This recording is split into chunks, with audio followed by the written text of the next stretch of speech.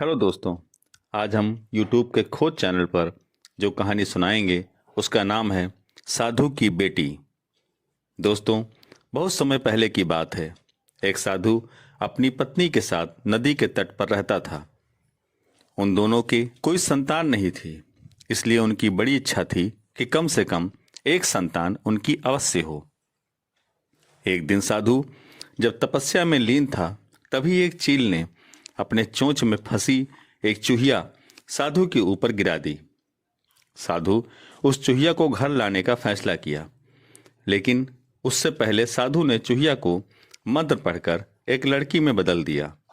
जब साधु उस लड़की को घर लेकर के आए तो साधु की पत्नी ने आश्चर्यचकित होकर उस लड़की के बारे में पूछा कि यह कौन है।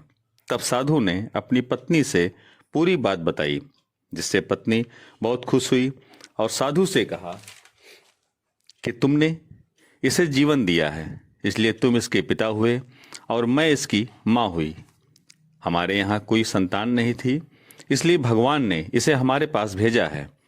जब वह लड़की बड़ी हुई तब उसकी शादी करने के लिए साधु की पत्नी ने साधु से कहा कि आप इसके लिए कोई सुयोग्य वर ढूंढकर इसका विवाह सुनिश्चित कीजिए। तब सर्वप्रथम साधु ने सूर्य देवता का आवाहन किया। जब सूर्य देवता उसके सामने प्रकट हुए तो साधु ने उनसे अपनी बेटी से शादी करने का अनुरोध किया। हालांकि साधु की लड़की को यह विचार अच्छा नहीं लगा और उसने कहा, क्षमा कीजिए, लेकिन मैं सूर्य देवता से विवाह नहीं कर सकती क्योंकि वह बहुत गर्म है। साधु ने सूर्य देवता से कहा कि क्षमा कीजिए और आप हमारी पुत्री के लिए कोई सुयोग वर की तलाश अवश्य कीजिए। तब सूर्य देवता ने कहा, बादल देवता से आपकी लड़की की जोड़ी सही बैठेगी क्योंकि वह ही धूप की गर्मी से उसकी रक्षा कर सकते हैं। साधु ने अब बादल देवता से अपनी लड़की से विवाह करने का अनुरोध किया। इस बार भी लड़की ने विवाह से इनकार कर दिया और बोली, मैं इस काले से व्यक्ति से विवाह नहीं करूंगी। इसके अलावा बादलों की गरज से मुझे बहुत डर लगता है। साधु फिर उदास हो गया और उसने बादल देवता से अनुरोध किया कि वे कोई सुयोग वर तलाशें। बादल देवता ने कहा, पवन देवता के साथ इसकी जोड़ी अच्छी रहेगी क्योंकि वह आसानी से मुझे उड़ा सकते हैं। साधु ने पवन देवता से विवाह का अनुरोध किया। इस बार भी लड़की ने विवाह से इनकार कर दिया और बोली, मैं ऐसे अस्थायी व्यक्ति से विवाह नहीं कर सकती जो हर समय यहाँ वहाँ उड़ता रहता हो। साधु काफी परेशान हो गया। साधु ने पवन देवता से कोई सुयोग वर तलाशने को कहा। तब पवन देव ने उत्तर दिया, पर्वतों के राजा बहुत मजबूत और स्थिर हैं। वे बहने वाली हवा को भी आसानी से रोक सकते हैं। उनसे लड़की की जोड़ी सही रहेगी। आपकी बार साधु पर्वतराज के पास पहुंच गया और अपनी पुत्री के विवाह का प्रस्ताव रखा।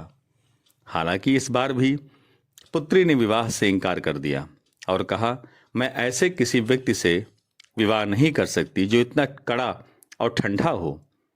लड़की ने साधु से किसी नव वर की इच्छा जताई। साधु ने पर्वतराज से माफी मांगी और कहा कि मेरी पुत्री की इच्छा है कि किसी नरम वर की तलाश की जाए। पर्वतराज ने जवाब दिया, किसी चूहे के पास जाइए और उससे आपकी लड़की अच्छी रहेगी क्योंकि वह नरम भी रहेगा और आसानी से किसी पहाड़ में बिल भी बना सकता है। इस बार लड़की को वर पसंद आ गया। साधु काफी हैरान हुआ और बोला, भाग्य का खेल कितना निराला है। तुम मेरे पास एक चूहिया के रूप में आई थी और मैंने ही तुम्हें लड़की का रूप दिया। चूहिया के रूप में जन्म लेने के कारण तुम्हारी किस्मत में शादी भी चूहे से लिखी थी और वही हुआ भी। भाग्य में जो लिखा था वही हुआ। साधु ने दोबारा तपस्या करके और मंत्र उच्चारण करके उस चूहिया को फिर से उसका रूप दिया और वह खुश हो गई। तो दोस्तों, आज आपको यह कहानी कैसी लगी? अगर यह कहानी आपको पसंद आई हो तो प्लीज़ चैनल को सब्सक्राइब और वीडियो को लाइक अवश्य करें। जय भारत।